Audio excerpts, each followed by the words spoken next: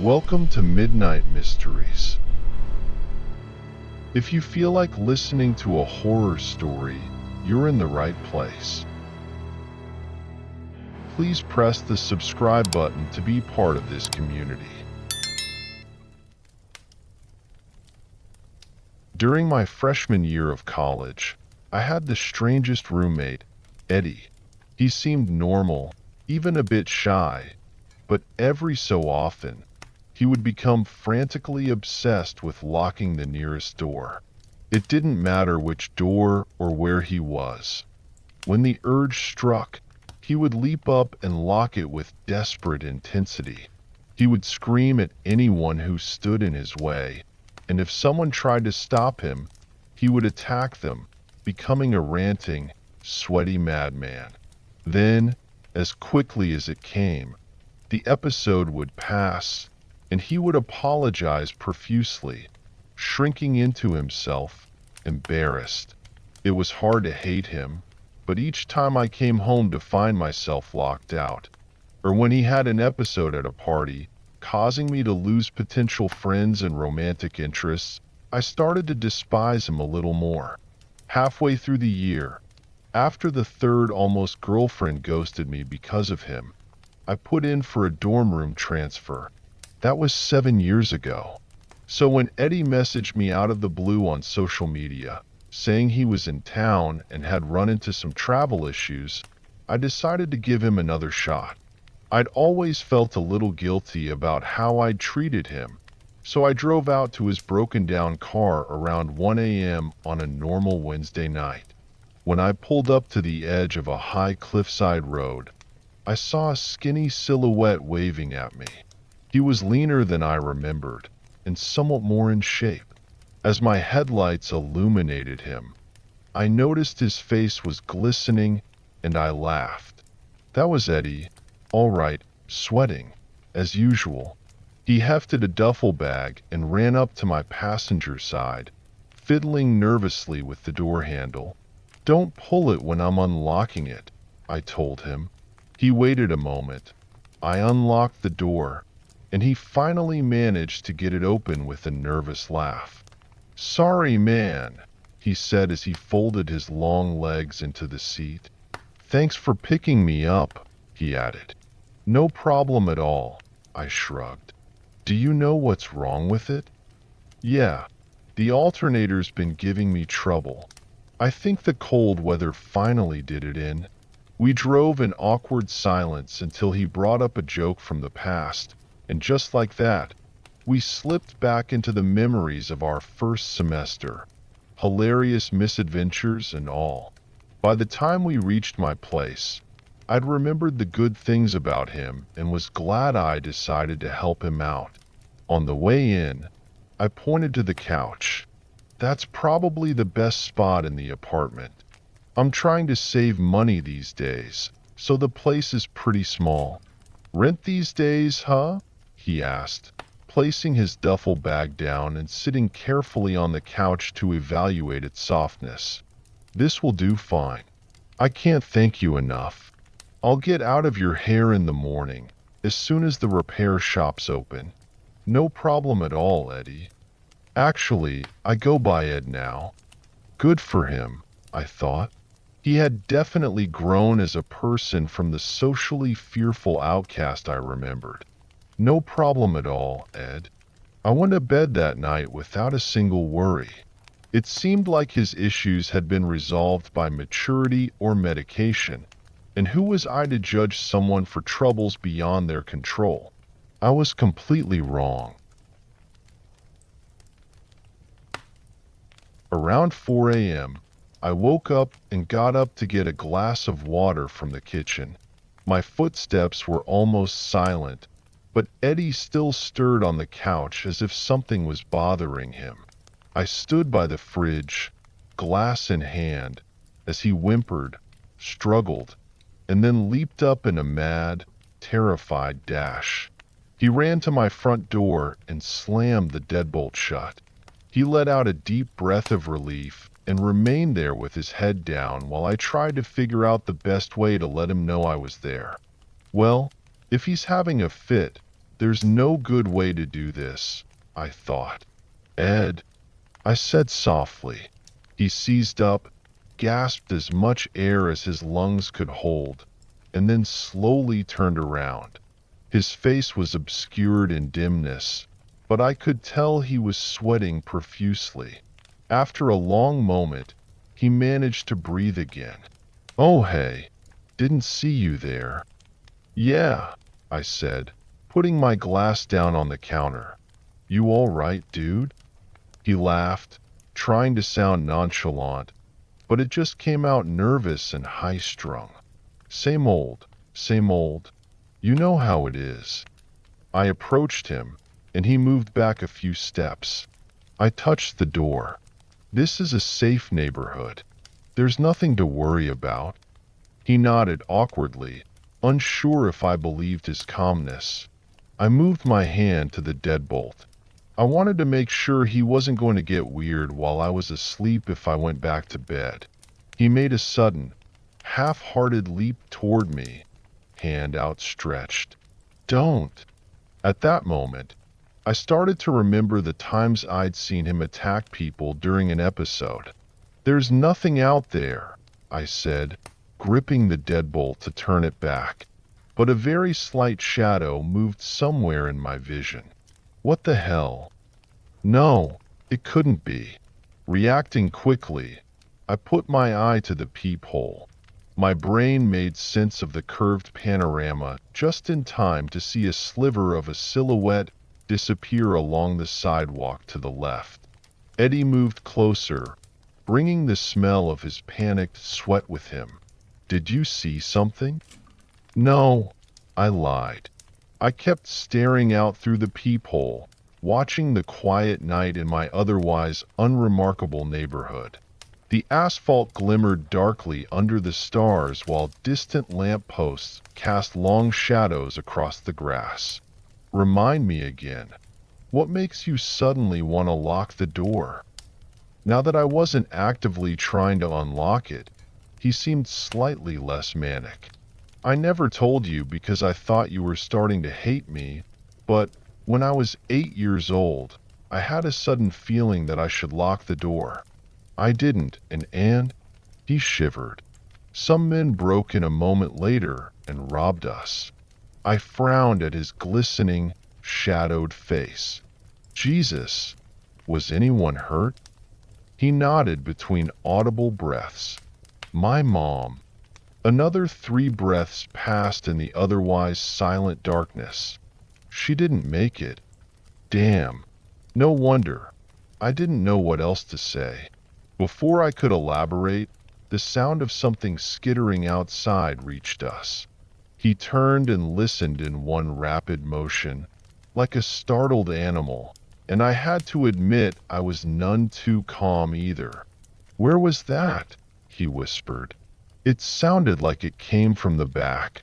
I whispered back, "I'm sure it's nothing. Let's go." We crept through my apartment, mimicking each other's steps. He was still louder than me, and I nearly winced at every creak.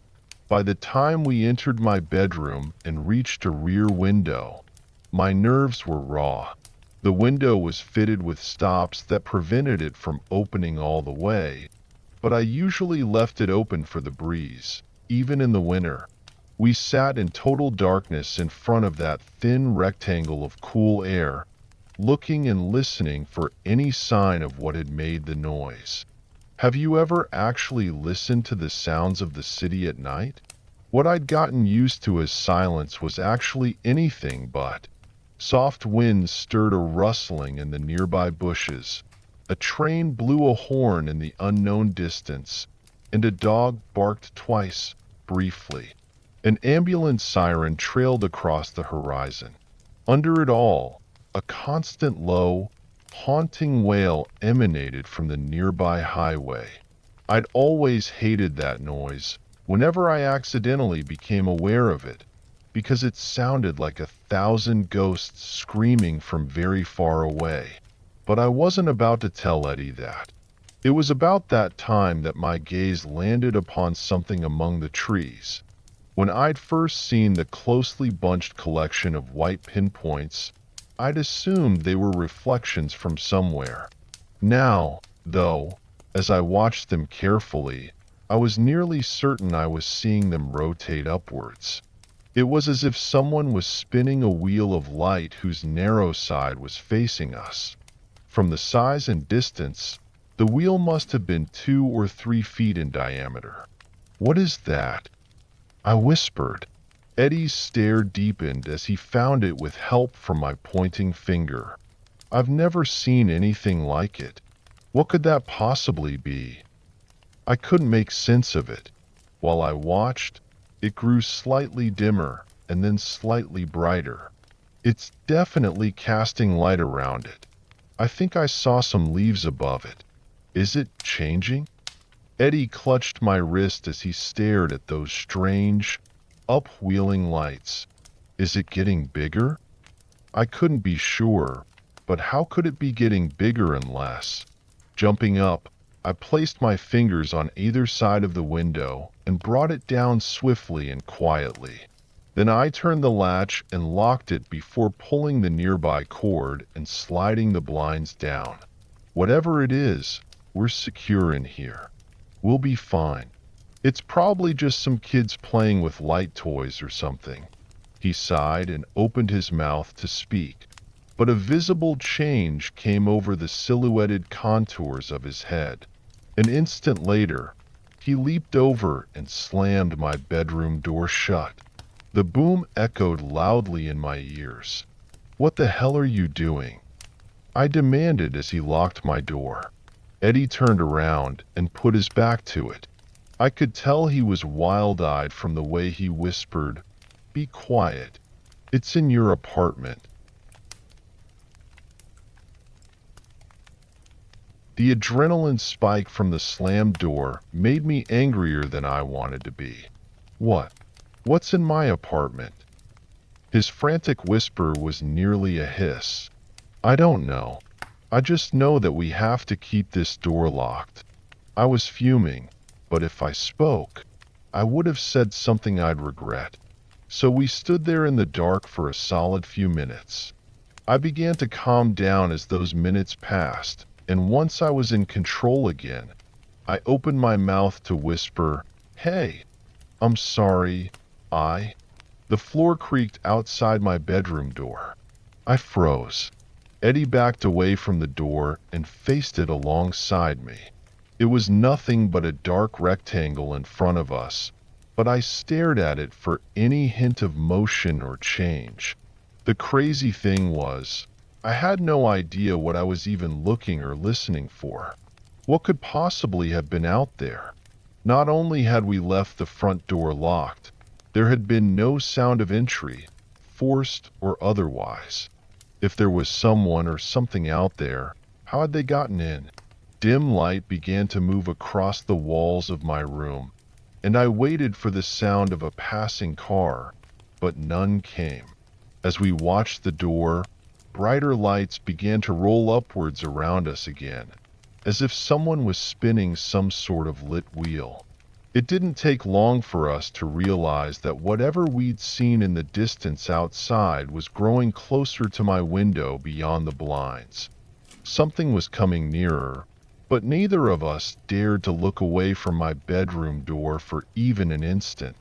Then I saw it, between moving lines of shadow and light. I could have sworn my door handle had changed angles. I backed away. A look at the blinds showed definite light spinning closer, as if they were right outside the window and about to come up against it. Grabbing Eddie by the shoulder, I pulled him with me into my tiny one-person bathroom. He closed and locked the door the instant we were inside. My heart was hammering in my chest to the point of actual pain. Grunting my whisper, I asked, "What the hell is happening?" He shook his head. "I have no idea." "Are you sure?" I asked him, squeezing his wrists. "This all started with that robbery, an attack on your mom, right?" "No," he whispered back. My bathroom door was flush with the outside carpet, but hints of rotating light began to appear beneath it, as if that insane, impossible wheel had somehow entered my room without opening or breaking the window. None of this made sense. It has to be you, somehow. No, it has to be. I shook him violently. Is your fear making it real? Is something after you? You don't understand, he whimpered. I didn't finish the story. It didn't start with that incident.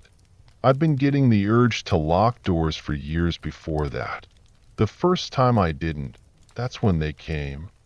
I couldn't understand exactly what he meant. The robbers. He shook his head. Oh God, they weren't robbers, were they? He shook his head again. My voice dropped to a razor hiss. What's out there, Eddie?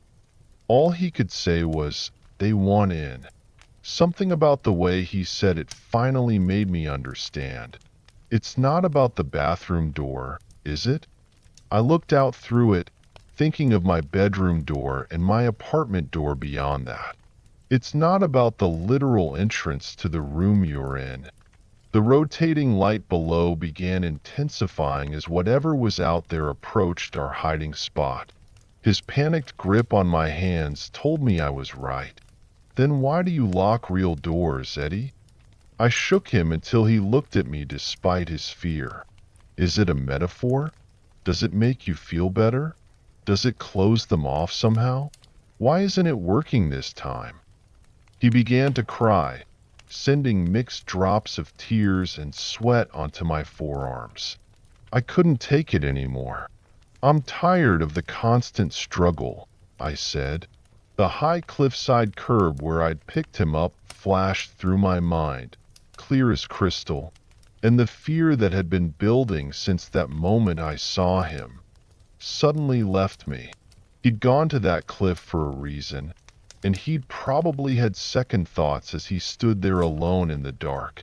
Completely calm, I asked, your car didn't break down, did it? He shook his head. You messaged everyone, didn't you? He nodded, and I realized I was the only one that had responded. He rocked back and forth in front of me. I just couldn't take it anymore. They want in. They're always out there. They want in. I always lock them out, but they never stop. I'm tired of being terrified every minute of every day. Air began moving under the door as the lights reached peak intensity outside. Whatever it was almost upon us. There's nowhere to go, Eddie. Let's open that door. Maybe you're constantly terrified because they want you that way. Let's face them. Let's be unafraid, and it might just work. He didn't respond, but I dragged him to his feet. I'd never wanted to do anything less in my entire life, but there was nowhere else to go. With a firm grip on his wrist, I reached forward with my free hand, unlocked the door, and flung it open.